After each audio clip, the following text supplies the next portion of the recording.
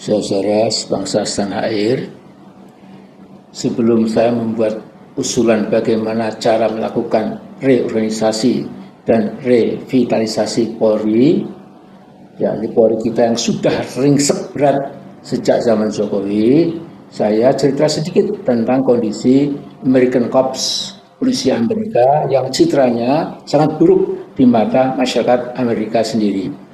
Jadi ada kemiripan sangat kuat antara polisi Indonesia dan polisi Amerika. Hanya saja secara objektif polisi Amerika sedikit lebih baik. Sedikit lebih baik dalam arti mereka masih takut dengan pilar keempat demokrasi, yaitu lembaga pers. Mereka masih mendengarkan dan paling tidak melawan frontal dengan pers Amerika itu. Nah, saya kira pendapat Pak Gatot Nurmantio sangat benar sekaligus tajam ketika beliau mengatakan ada hubungan akrab antara oknum-oknum petinggi Polri dengan mafia. Nah, kita tahu di Indonesia hampir tidak ada bidang kehidupan yang tidak dikuasai oleh mafia. Ada mafia gula, mafia garam, mafia beras, mafia kedelai, mafia minyak, mafia obat-obatan, mafia heroin, dan sebagainya. Dan yang paling mengerikan tentu adalah mafia hukum. Nah, Pak SBY sewaktu masih jadi presiden meluncurkan Satgas Pemberantasan Mafia Hukum. Masyarakat bernafas lega dan mengharap satuan tugas itu akan berhasil karena para markus atau maklar kasus sebagai mafia hukum sudah masuk dan menggarap kepolisian, kejaksaan, juga dunia advokat, tetapi juga di tubuh KPK dan LPSK, Lembaga Perlindungan Saksi dan Korban. Mereka masuk mafia itu.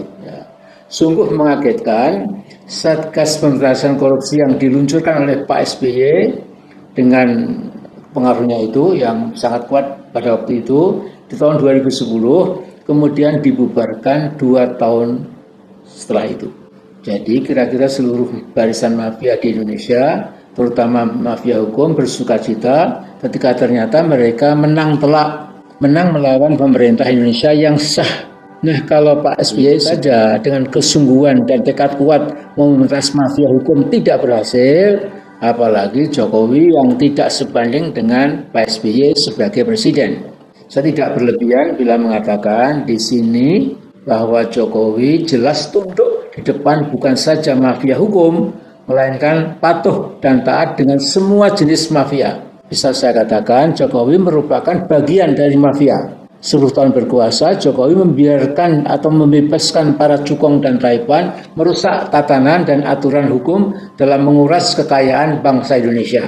Nah, Amerika Serikat punya pengalaman bagaimana mafia di sana pernah merajalela keluar masuk ke lembaga-lembaga tinggi negara karena direktur FBI-nya waktu itu bernama J. Edgar Hoover adalah seorang tokoh yang bersahabat dengan mafia berbagai jenis. Bayangkan di Amerika, selama puluhan tahun dia berdiri tegak dengan wajah garang dan geraham baja menekankan there was no such thing as the mafia.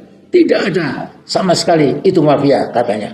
Padahal hampir setiap malam para bos mafia makan malam dengan sebagian senator dan kongresmen, juga menginfiltrasi berbagai unions termasuk trade unions atau serikat buruh Amerika dan lain sebagainya. Itu semua terjadi pada awal abad 20 yang silam ketika Amerika masih dijadikan kiblat demokrasi oleh banyak negara. Nah, kini Amerika yang dipimpin Donald Trump dengan slogan MAGA, Make America Great Again, nampak lebih parah keadaan Amerika sekarang ini. 200 ahli kesehatan profesional telah berkesimpulan Presiden Trump itu menderita malignant narcissism yang menyebabkan dia grossly unfit for leadership. Dia sama sekali, si Trump ini tidak fit untuk jadi pemimpin. Sehingga dia menjadi an existential threat to democracy. Menjadi bahaya eksistensial buat demokrasi. Nah, setelah menengok pengalaman Amerika, kembali kita ke revitalisasi dan restrukturisasi Polri. Listio Sigit sudah membuat tim transformasi reformasi Polri mendahului keputusan Presiden Prabowo. Nama-nama calon Kapolri baru dan segenap pimpinan lainnya tentunya sudah di-ACC oleh Geng Sulung.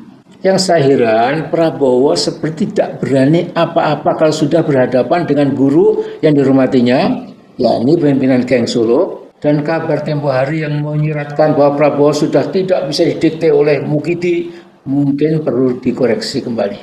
Kita tinjau ulang.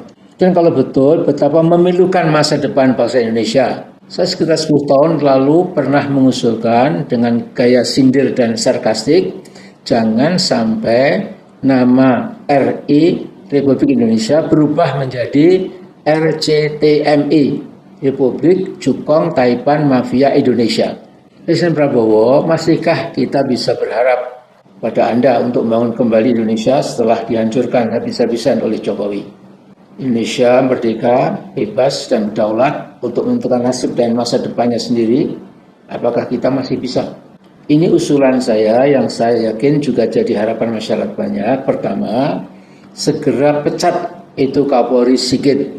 Kedua, ganti semua pimpinan busuk di lingkungan Kapolri dengan tokoh-tokoh polisi yang masih bersih, belum terkontaminasi dengan penyakit korupsi di lingkungan polisi yang sudah menaun. Penyakit Sambo, penyakit Teddy Minahasa, penyakit Jokowi and his gang. Ketiga, segera ganti Panglima TNI yang kesetiaannya masih ada pada bapaknya Fufu Fafa. Ini saya yakin. Keempat, segera copot atau reshuffle seluruh oknum tanaman Jokowi. Mereka di depan Prabowo kelihatan mendukung, tapi di belakang Prabowo kasak kusuk bagaimana membuat Prabowo gagal.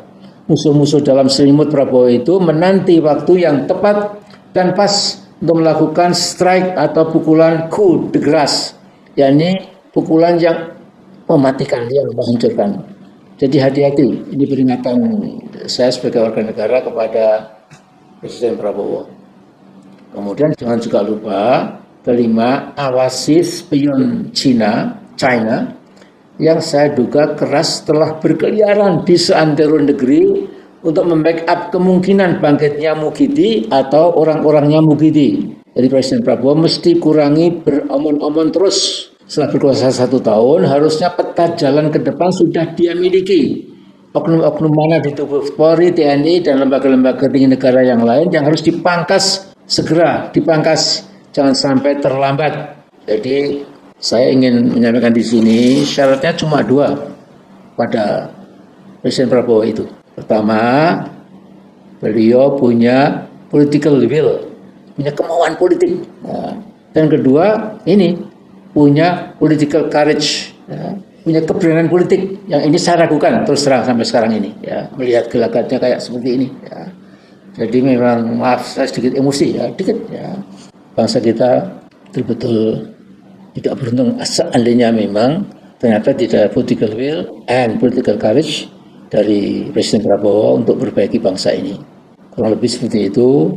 Minta maaf kalau banyak kesalahan yang tidak saya sengaja.